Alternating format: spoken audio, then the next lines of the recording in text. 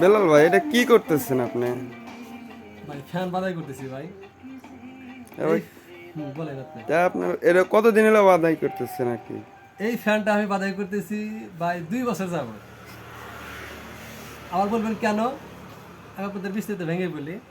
এই ফ্যানটা আমার এই ছোটো ভাই টেকনিশিয়ান, বাইরের দোকান আছে সোনকাছা বাজারে।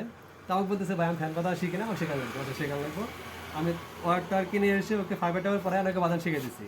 উনি কিছুটা বাধাই করছে, আমার ছোটো ভাই আরও 2টা আছে, মানে ওনার আমার দোকানে কাজ করে, ওনার টেকনিশিয়ান, ওরা বাধাই করছে। তো ওরা তিনজন মানুষ এই একটা স্টার্টিং কয়েল বাধাই কমপ্লিট করছে। এখন এই বছরে এসে আমাকে বলতেছে ভাই আমার এই ফ্যানটা কমপ্লিট করে দিতে হবে। তে বললাম তোমার কয়েল তুমি বেঁধে করে নাও।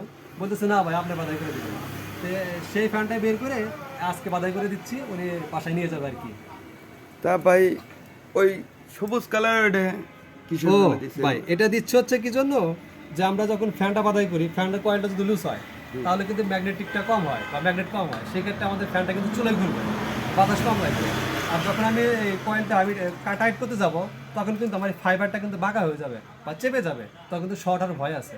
সেজন্য আমি ভিতরে এই ফাইবারটা এই কি প্লাস্টিকটা ঢুকাইয়া একটু জায়গা করে নিছি। আর হচ্ছে কয়েলটা যখন আমি চেনে বাধাই করতেছি, তখন আমার কয়েলটা খুব শক্ত করতে হচ্ছে। এই কারণে ম্যাগনেটিকটা ভালো হবে এবং কয়েলটা টেকসই হবে, ফ্যানটা জোরে ঘুরবে।